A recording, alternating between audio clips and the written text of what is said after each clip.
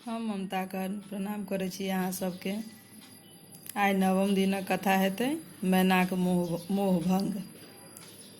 गौरीक बर महादेवके देखि मैना बेहोश भऽ गेल छलीह। लोक कोनो तरहेँ हुनका होशमे अनलक। होश भेला पर नारद आ गौरीके फेजत करऽ लगलीह। ओ नारदसँ कहलनि, नारद तो महा ठक छे, जो तो पहिने कहने छल जे महादेवक गौरीके चाहैत छथि, फेर कहले जे गौरी हुनकर सेवा करत आ कठिन तपस्या करत, तखन महादेवक संग विवाह हेतनि।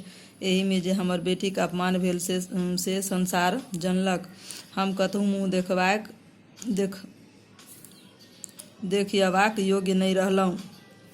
हम कतऽ जाउ, की करू, किछु नहि फुरैत अछि। हम जीवतहि मरि गेलहुँ। हमर घर चौपट भऽ गेल। अनकर की भेलैक? हमर मनक सब मनोरथ मनहि रहि गेल। कहाँ गेल ओ सप्तऋषि आ ओ स्त्री? एखन यदि ओ सब भेटैत, सबहक मोछ दाढ़ी नोचि लितियैक। ओ स्त्री तऽ और ठक्की निकलल। गौरीसँ कहल, हम अनका की कहियौक? हमर तऽ अपने घरक बिगड़ल अछि। सब नाट तऽ हमर बेटीक कारण भेल। ओ तऽ सोना बेचि माटि किनलक आ सूरजक प्रकाश छोड़ि भगजोगनीक में रहय लागल। एहन सुंदर शक्तिशाली देवता सबके छोड़ि महादेवक तपस्या कयलक। गै गौरी, तोरा आ तोहर तपस्या के धिक्कार छौ। घर आ सौंसे नगर के डाहि देले, अपनहि विष खा कऽ किएक नहि मरि गेले? कहाँ गेले ई छौड़ी? आइ हम तोहर गर्दन काटि दियौक। ई सब कहि मैना कतहु आराम करय हेतु गेलीह। हिमालय कतबो कहलथिन ओ किछु नहि उत्तर देथि। ब्रह्मा सब बात बुझि मैना के बुझाबय अयलाह। ओ मैना सँ कहलनि, महादेव सब देवता सँ पैघ छथि। ओ परमेश्वर छथि। ओएह संसारक पालन तथा संहार करैत छथि आ हुनका एखन तक नहि चिन्हलियनि अछि, तेँ बताही जकाँ करैत छी। मैना तुरत उत्तर देलखिन, आर जे कहब से कहू, मुदा ई जुनि कहू जे महादेवक संग गौरीक विवाह कऽ दियौन। अहाँ लोकनि गौरी के सुंदरता के बर्बाद नहि करियौन। यदि मन होइ छै तऽ हुनका जान सँ मारि दियौन। दसो दिक्पाल सूर्य, अग्नि, यम, नैऋति, वरुण, ईशान, ब्रह्मा तथा शेषनाग आदि मिलि कऽ मैनाक बुझौलखिन। तैयो मैना एके ठाम कहि देलखिन, किन्तु से अहाँ लोकनि किछु कहब, किन्तु हम गौरीक विवाह महादेवक संग, ओहि कुरूपक संग नहि होमय देब। सप्तऋषि लोकनि वसिष्ठ, कश्यप, अत्रि, जमदग्नि, गौतम, विश्वामित्र तथा भारद्वाज सेहो मैनाक बुझौलखिन। हमरा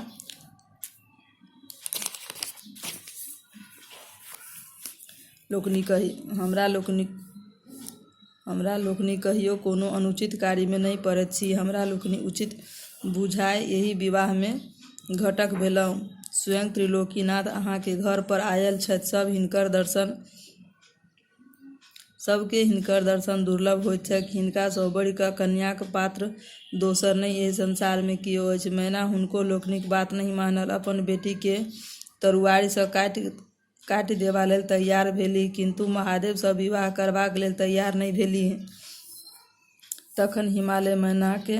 तखन हिमालय स्वयं मैना के बुझाबय लगलाह आ कहल, अहाँ एना किएक करैत छी? द्वार पर सब आयल छथि से नहि देखैत छी? एना बताही जकाँ करैत छी? हम महादेवक चिन्हैत छियनि। ओ त्रिलोकीनाथ छथिन। ओ सब किछु कऽ सकैत छथि। तेँ हेतु अपन जिद छोड़ि विवाह संपन्न होबय दियौक।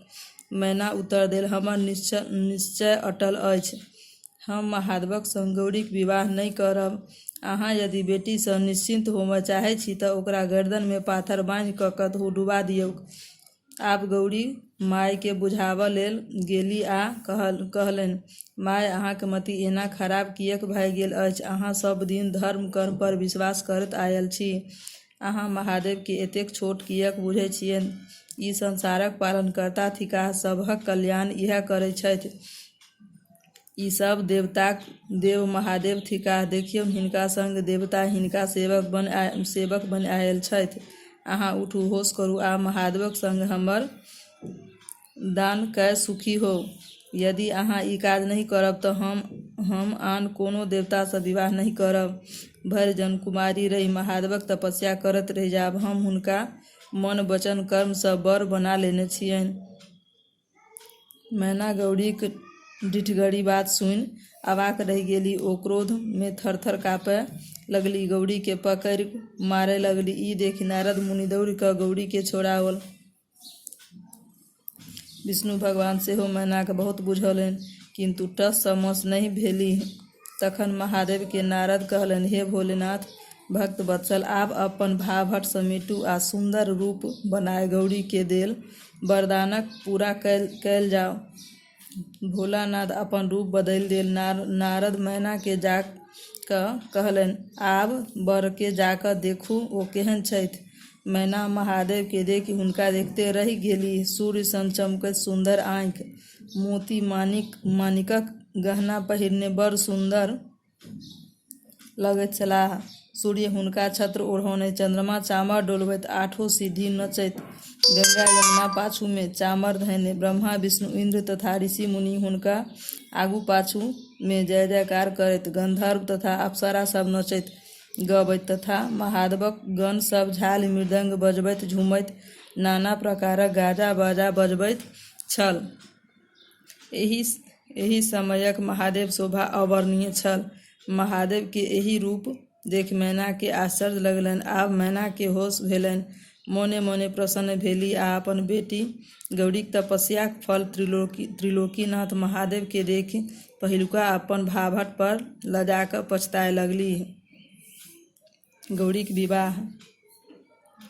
महादेव देवता ऋषि मुनिक बरियाती ओ गाजा बाजाक संग हिमालयक द्वार पर पहुँचलाह। मैना हुनका लोकनि परीक्षण कयलनि। स्त्रीगण सब गीत गबैत मैनाक पाछू लागि गेल। सब महादेवक रूप देखि मोहित भय कठपुतली जकाँ ठाढ़ भय गेल।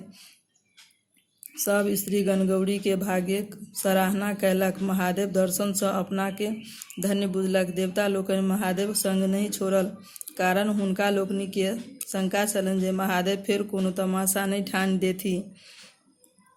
मैना झट बरक परीक्षण कऽ चलि गेली। हुनको शंका छलनि जे देवता लोकनि किछु हँसी ठट्ठा नहि कऽ देथि।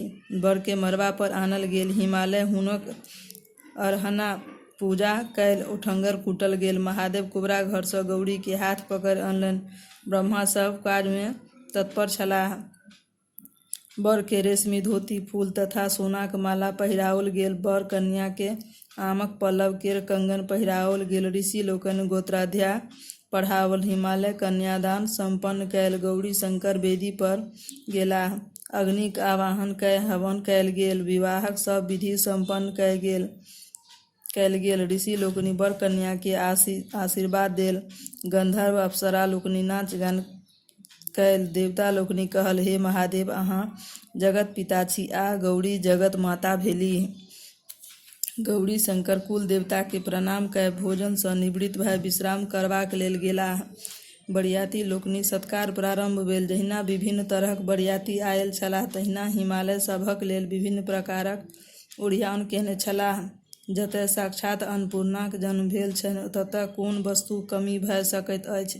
बरियाती लोकनि प्रसन्न भय हिमालय के धन्यवाद दैत विदा भेलाह आ कहलनि, अहाँ धन्य छी हिमालय। आब हमरा लोकनि के तारकासुर सँ त्राण पयबाक बाट खूजल। हिमालय कर जोड़ने ठाढ़ छलाह।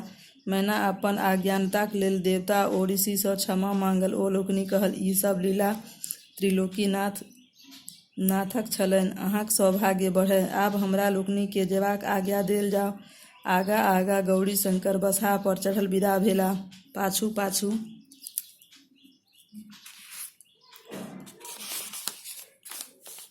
हुनका लोकनि के अरियातबाक लेल हिमालय सहित हुनकर परिवार छलनि। किछु दूर तक हिमालय लोकनि गेलाह आ हुनका लोकनि के जाइत देखि बेटीक बिछोहे भारी मन लय घुरि अपन घर अयलाह। नवम दिन के कथा समाप्त भेल। सब लोकनि के धन्यवाद।